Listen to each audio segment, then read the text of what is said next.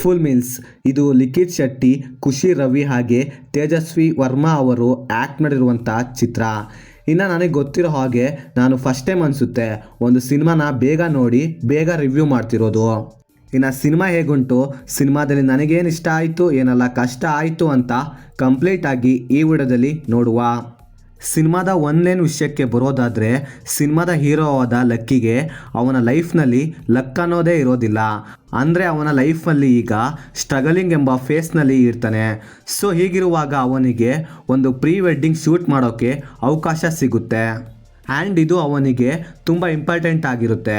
ಯಾಕಂದರೆ ಅವನು ಇದರ ಮೂಲಕ ಅವನನ್ನು ಪ್ರೂವ್ ಮಾಡ್ಕೊಳ್ಳೋಕ್ಕೋಸ್ಕರ.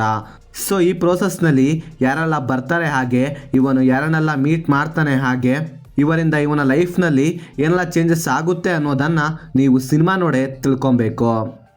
ಪಾಸಿಟಿವ್ಸ್: ಇದರ ಫಸ್ಟ್ ಹಾಫ್ ತುಂಬ ಎಂಗೇಜಿಂಗ್ ಆಗಿರುತ್ತೆ.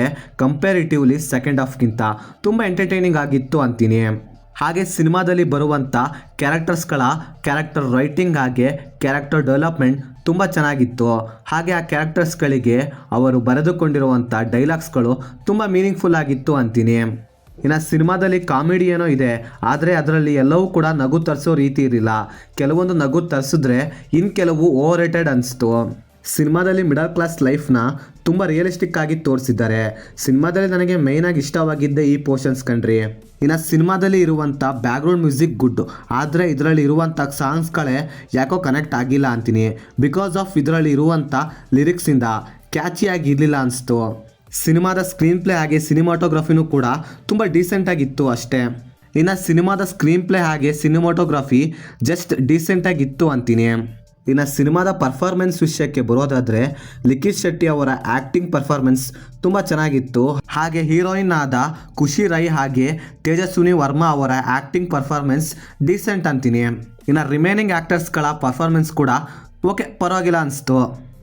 ನೆಗೆಟಿವ್ಸ್: ಸಿನಿಮಾದ ಸೆಕೆಂಡ್ ಹಾಫ್ ತುಂಬ ಅಂದರೆ ತುಂಬ ಡ್ರ್ಯಾಗ್ ಆಗಿತ್ತು ಅನಿಸ್ತು.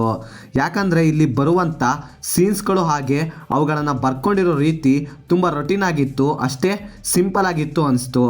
ಹಾಗೆ ಸಿನಿಮಾದ ಕ್ಲೈಮ್ಯಾಕ್ಸ್ ಕೂಡ ಎಕ್ಸ್ಪೆಕ್ಟ್ ಮಾಡಿದ ರೀತಿಯೇ ಇತ್ತು ಹೊರತು ಬೇರೇನೋ ಚೇಂಜಸ್ ಇರಲಿಲ್ಲ. ಸೊ ಹೀಗಾಗಿ ಸಿನಿಮಾದ ಸೆಕೆಂಡ್ ಹಾಫ್ ಎಲ್ಲೋ ಡೌನ್ಫಾಲ್ ಆಯಿತು ಅನಿಸ್ತು. ಸಿನಿಮಾದ ಫಸ್ಟ್ ಹಾಫ್ ತುಂಬ ಬೆಟರ್ ಆಗಿತ್ತು, ಆದರೆ ಇದರ ಸೆಕೆಂಡ್ ಹಾಫ್ನ ಇನ್ನೂ ಬೆಟರಾಗಿ ತೋರಿಸ್ಬೋದಾಗಿತ್ತು. ಅದಕ್ಕೆ ತಕ್ಕ ಹಾಗೆ ಎಲ್ಲ ಎಲಿಮೆಂಟ್ಸ್ ಸಿನಿಮಾದಲ್ಲಿ ಇದ್ವು ಕೂಡ. ಆದರೆ ಸೆಕೆಂಡ್ ಹಾಫ್ನ ಇನ್ನೂ ಎಫೆಕ್ಟಿವ್ ವೇಯಲ್ಲಿ ತೋರಿಸೋದ್ರಲ್ಲಿ ಇವರು ಫೇಲ್ ಆದರು ಅಂತೀನಿ. ಓವರಾಲ್ ಆಗಿ ಹೇಳೋದಾದರೆ ಸಿನಿಮಾದ ಫಸ್ಟ್ ಹಾಫ್ ಚೆನ್ನಾಗಿದೆ, ಆದರೆ ಸೆಕೆಂಡ್ ಹಾಫ್ ಸ್ವಲ್ಪ ಡ್ರ್ಯಾಗ್ ಅನಿಸ್ಬಹುದು. ಸೊ ಇದೆಲ್ಲ ನಿಮಗೆ ಮ್ಯಾಟರ್ ಆಗೋದಿಲ್ಲ ಅಂದರೆ ಸಿನಿಮಾನ ನೋಡ್ಬೋದು. ನನ್ನ ಪ್ರಕಾರ ಇದೊಂದು ಡೀಸೆಂಟ್ ಎಬೋ ಆವ್ರೇಜ್ ಅಂತೀನಿ. ಸೊ ಇದಾಗಿತ್ತು ಫ್ರೆಂಡ್ಸ್, ಸಿನಿಮಾ ನೋಡಿದ್ದಾದಮೇಲೆ ನನಗನ್ಸಿದ ಒಪಿನಿಯನ್. ನೀವೇನಾದರೂ ಆಲ್ರೆಡಿ ಸಿನಿಮಾ ನೋಡಿದರೆ ನಿಮಗೇನು ಅನ್ನಿಸ್ತು ಅಂತ ಕೆಳಗಡೆ ಕಮೆಂಟ್ ಮಾಡಿ ತಿಳಿಸಿ. ಹಾಗೆ ನೀವೇನಾದರೂ ಫಸ್ಟ್ ಟೈಮ್ ನಮ್ಮ ಚಾನಲ್ಗೆ ವಿಸಿಟ್ ಮಾಡಿದರೆ, ನಮ್ಮ ಚಾನಲ್ಗೆ ಬರೋ ಕಂಟೆಂಟ್ ಏನಾದರೂ ಇಷ್ಟವಾಗಿದ್ದರೆ ಸಬ್ಸ್ಕ್ರೈಬ್ ಮಾಡಿ, ಹಾಗೆ ಪಕ್ಕದಲ್ಲಿರೋ ಬೆಲ್ ಬಟನ್ನ ಕ್ಲಿಕ್ ಮಾಡಿ. ಮತ್ತೆ ಬೇರೆ ವಿಡಿಯೋದೊಂದಿಗೆ ಆದಷ್ಟು ಬೇಗ ಸಿಗುವ. By friends.